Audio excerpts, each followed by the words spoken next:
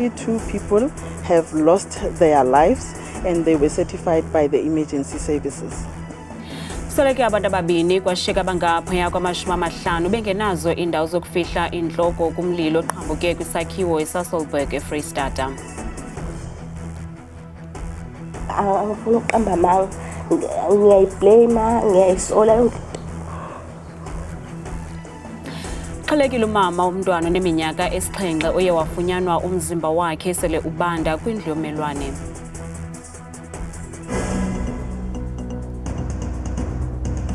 Sinamkele kwindaba zethu njengesiqhelo ndambe ndodwa ndamba nokuphumza sikhumba noyitoliki yolwimi lwezandla Bhutani Mzontsundu. Kubhubhe abantu ababini emva kwengxabano yasekhaya yezithandani nalapho kukholelwa ukuba indoda yiyo eqale umlilo onwenelwe nakwenye iblock yeflats eSasolburg eFreystata kubusuku bayizolo. Kudizwe ukuba esi siganeko sichaphazele 50 abantu. Umenzi wobubi ufumene umonzakalo ongephi kwaye ubanjiwe. Luqhelekile emphefumlweni usapho lwexhoba lomlilo oqhambuke kudederhu lweflats eSasolburg eFreystata. Kudizwe ukuba kubekho ukungavani phakathi kwezithandani nalapho indoda iqale umlilo nothe wasuba umphefumlo weqabanelayo kwanomntwana ubekho endlwini. Sishaqeke kakhulu abasingumndeni. Ya le ndaba sizizolo ebusuku ngomfowethu oseCape Town. Ya ukuthi udadewethu soshile nendodana kabhuti wami bashone bababili. Nobongani impela ashaqeke kakhulu ilesenzo esivelile. Angikho right isimo sibi nje kushaqekile nje angikho right baba kumoshekile nje. Ukanti usapho lomenzi wobubi luthi isenzo sakhe sibe sisithonga bebengasilindelanga. Sixheleke kakhulu silusapho ngoba asazi ukuba senze ntoni. Selapha sonke singabantakwabo asenabazali sonakele emphefumlweni sisenzo sakhe. Abantwana bakhubekile sisenzo sikamalume wabo. Eyona nto ibhlungu kukusweleka kwabantu. Yena semazi ngokweba nokuthuka abantu. Uyasothusa le ayenzileyo. Ukanti amapolisa akuqinisekisile ukusweleka kwamaxhoba amabini. Unfortunately, we can right now say that only 2 people have lost their lives and they were certified by the emergency services. Ukanti umbutho wesisa iGift of the Givers unikezele ngoncedo kumaxhoba atshelwe zezindlu. Lusothukile usapho lakwaKhumalo kunye nabahlali kwilali yaseMpangeni kwiphondo laKwaZulu-Natal ukukuza emva kwesiganeko sokubulawa komntwana oneminyaka esi-7 uZanokuhle Khumalo indoda yasekuhlaleni. uZanokuhle ulahleke ngethuba yodlala ze umzimba wakhe wafunyanwa emva kweeyure ezimbalwa selubanda kwindlu yommelwane. Le yindlu ofunyenwe kuyo sele ubanda umzimba kaZanokuhle Khumalo. Le ntwazana ifunyenwe phansi kwebhedi ibhubhile. Kukholelwa ukuba iqale yadlwengulwa yindoda ebeyibiza malume. Usapho luthi kunzima ukuyamkela lengxaki ibehleleyo. Esikhuba kakhulu ukuthi singaba kaKhumalo lwamuzi besuthatha njengomndeni ngoba nabo uKhumalo. Uzanolo bhuti lo bembiza ngomalume. Usisi wami ubehlala khona lapha eshera nabo ukudla eshera nayo yonke into. U-anti kaZanokuhle umchaze uZanokuhle njengomntwana obesoloko ezonwabele. UZanobe ingane right, umaqinasi nje. Bezwana nawo wonke umuntu ubephaphile kakhulu. Bephaphile nje. Ingane nje ehloniphayo right kakhulu. Uthi kunzima kakhulu ukuyamkela lemeko kuba uZanokuhle ebegcinwe nguye ngethuba umama wakhe eyobeleka esibhedlele. Angifuna ukuqamba amanga, ngiyayiblame, ngiyayisola yonke into. Ngiyayibuza ukuthi uNkulunkulu wayengangikhombisa ingane ukuthi konke ezokwenzeka. Angikho right ngoba yayisele nami. Khona nje enkathi ngiyovula icala. Iphoyisa laze lathi shuthi ngizoboshwa wena ngoba ingane ibisele nawe. Umhlali oququzele ukuba afunyanwe uZanokuhle emva kokulahleka kwakhe ucacisa ngabakubonileyo. We found that the door of the place where Lindo stayed, it was closed, it was locked, and then a guy came with the lock, with the key, and then they unlocked it. You know, that hut is so, that Rondaville, it's so small that you can't even open the door widely. You know, you have to squeeze your way inside. And then we came to the base. We lifted the base. When we lifted the base, at first glance, we did not see anything, because there was just a small paper brown bag that was there underneath. And then one of the guys just pulled it out. Upon pulling it out, that's where we saw the legs of Zanokuhle. Umkhanelwa owenze obububi khange abonakalise kuzisola ngethuba embuza. But I did ask him, why did you kill the young child? And his response was, she refused to sleep with me. And I think it's alcohol, that was the response. That was the response, He says I tried to sleep with him and with her, and then she refused. Uzanokuhle uzangcwatywa ngomso kwaye kulindeleke ukuba umkhanelwa avele enkundleni empangeni kwiveki ezayo. Umbutho we-ANC ubambe intlanganiso yesigqeba sayo esikhulu kule mpelaveki. Le ntlanganiso injongo zayo kukushukuxa umkhomba-ndlela ozakuthi ulandelwe ukubheka phambili ngelizamo ukuphucula indlela eliqhuba ngayo eliqela ekulawuleni elilizwe. Inhloko yezifundo zopolitiko ku-ANC umnumzana David Makhura uthi ukukhula kwamaqela aqhekeka kwi-ANC kube nefuthe kwindlela eliqela eliqhube ngayo kunyulo lukazwelonke. The big difference now is there's been this growth of breakaway parties. Breaking away from who?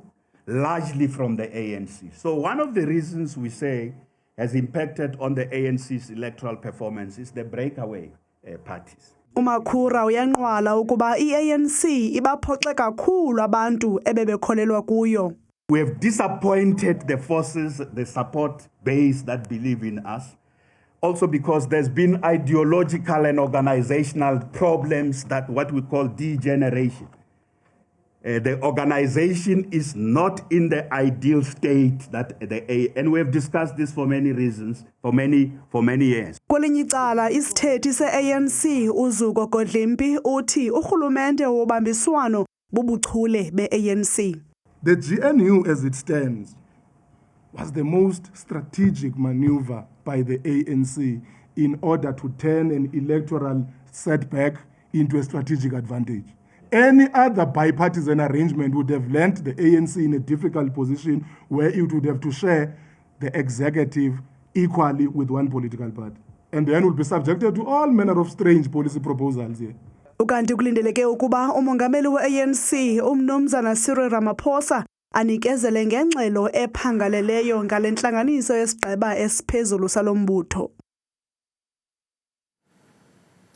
Isikolo samabanga aphakamileyo iHoly Cross Blue eMthatha nephondo leMpuma Koloni liphela liyazinca ngomlonji kumculo weopera ukwakhanya kwadiso. Lo mfundi webakala leshumi ugrade 12 uphume emagqabini wazuza imbasa zegolide ezintathu kukhuphiswano lwezikolo kumculo wezitibili kwinqanaba lamaphondo kutshanje. Lenzalelwane yakwaJange enqeleni ichaza Ntambi ilungele ukuya kumela iphondo laseMpuma Koloni eGauteng ngolwesibini. Sikinoya yanaba. Ongena nje eSouthridge Park Cebukuhle eMthatha kulapho sikhoyo isikolo iHoly Cross Blue ekufunda kuso umlonji kumculo weopera ukwakhanya gwadiso oneshumi nesixhenxe walibonayo ilanga. Ukwakhanya ngumpondo zihlanjiwe kumanqanaba amathathu olukhuphiswano ukuzawuthi ga ngoku. This is tenor solo, Holy Cross Secondary. The name of the soloist Kwakhanya Gwadiso.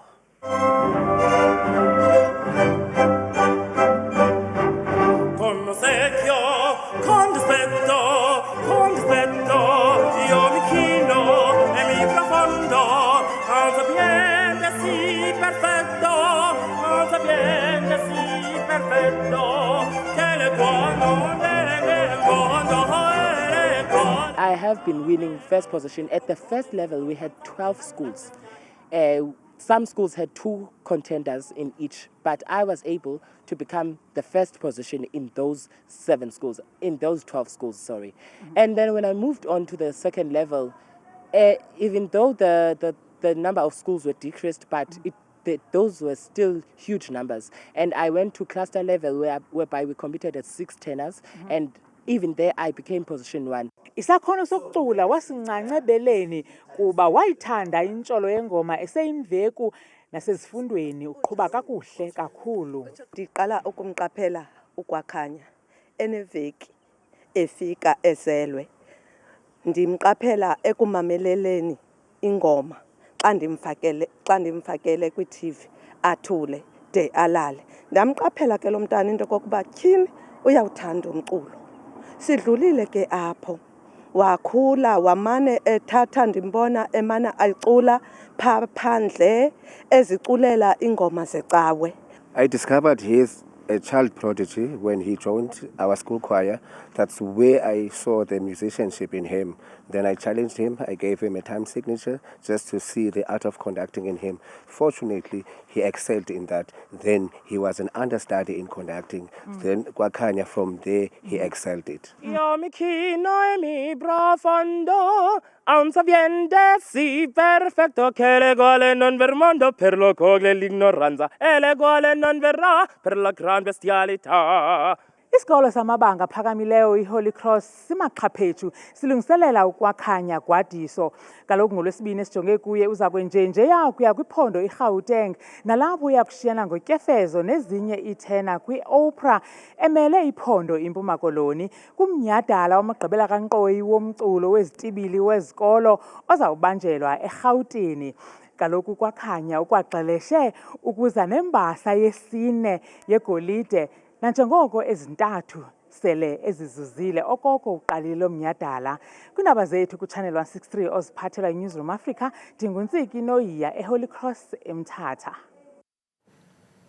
Kuyabonakala ukuba ayizonkonde neenkondekazi kuphela ezihlala exhaleni lokuhlaselwa sisigulo sokufa icala i-stroke ngelasemzini nabantu abatsha basemngciphekweni wokuhlaselwa sesi sifo. Eligongqongqo likwindawo yesibini kweli ukuhlutha imiphefumlo yabantu. Masamkele uGqirha Mthembeni Michael Tebelele noncokola nathi eseGqeberha eMpuma Koloni. Gqirha Tebelele, siyakubulela ngexesha lakho. Baninzi osaziwayo noninzi lwabo abasazi ngobuso elizweni kweli nakwihlabathi ngokubanzi abaye bahlaselwe sisifo sokufa kwecala i-stroke. Mtshanje imvumi yerep uDalezu yewalixhoba leli gonqonqo. Kuye kwenzeke ntoni emntwini xa esifa ehlaselwa sisifo sokufa icala?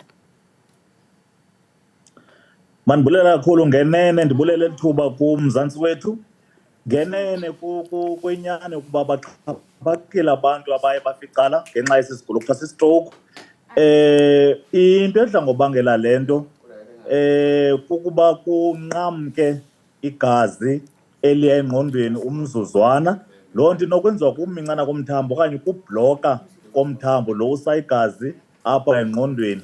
Loo nto sithi ischemic stroke.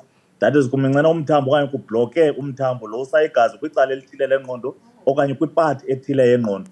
Okanye kukrazuke umthambo lo wophe apha engqondweni, le nto sithi hemorrhagic stroke.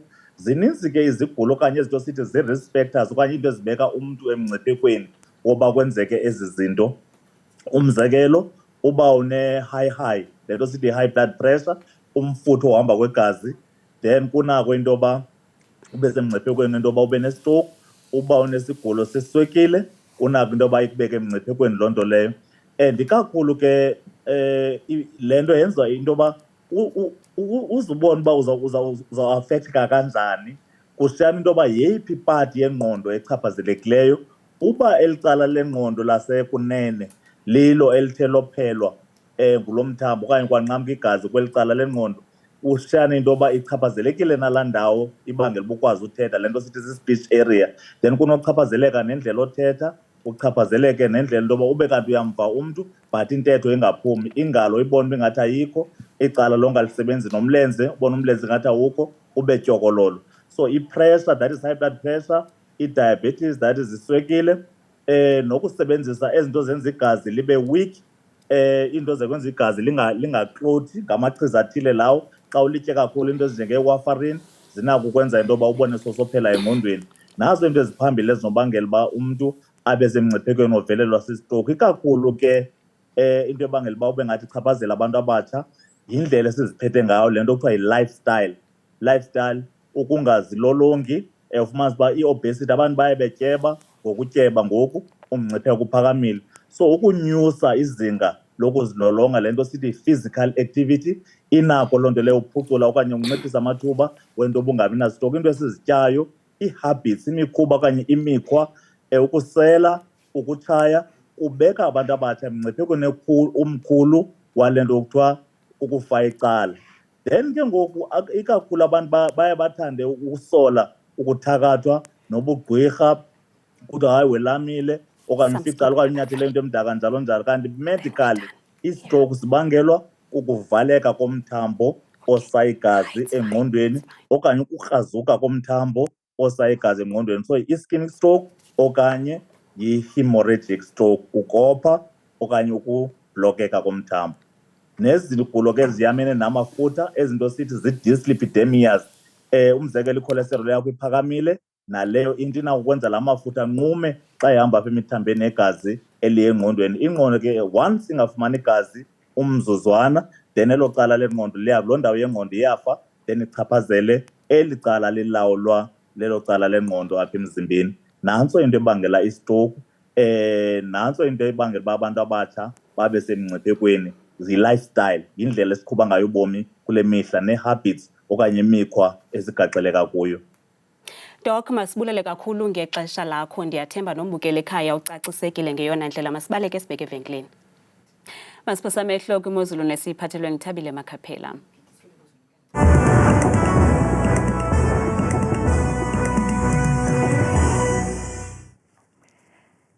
Ndiyabulela kakhulu kuwe Qwathikazi noNcuthu kudesika yenu yendaba. Ndikubulise nawe mbukeli wam ekhaya, ndikwamkele bethuna apha eqongeni lemozulu. Mna ke igama lam kuThabile Makhaphela, ndikwinzwakazi yabaThembu. Nantso yakutsha nje imozulu.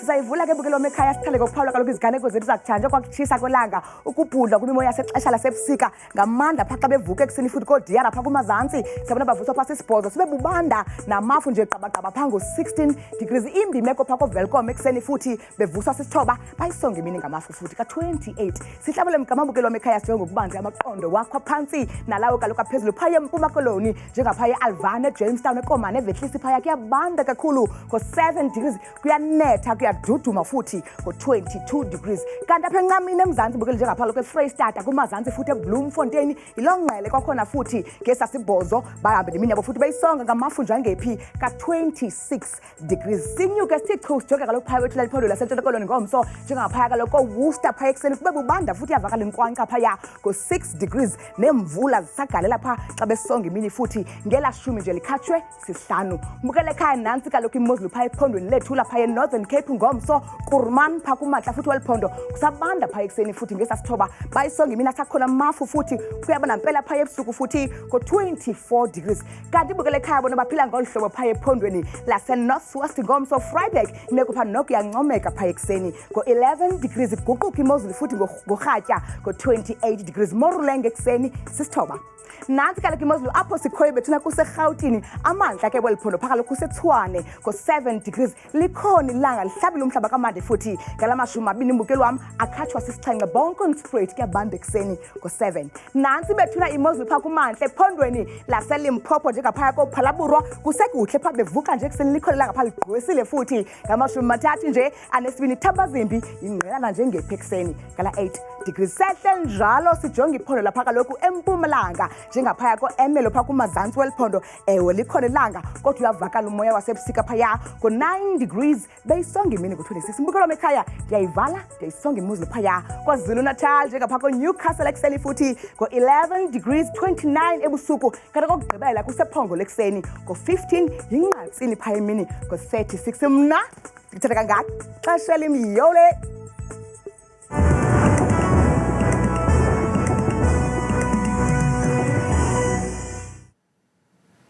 Kanti sinishiya nomlonji waseMpuma Koloni ukwakhanya kwadiso kamnandi mawethu.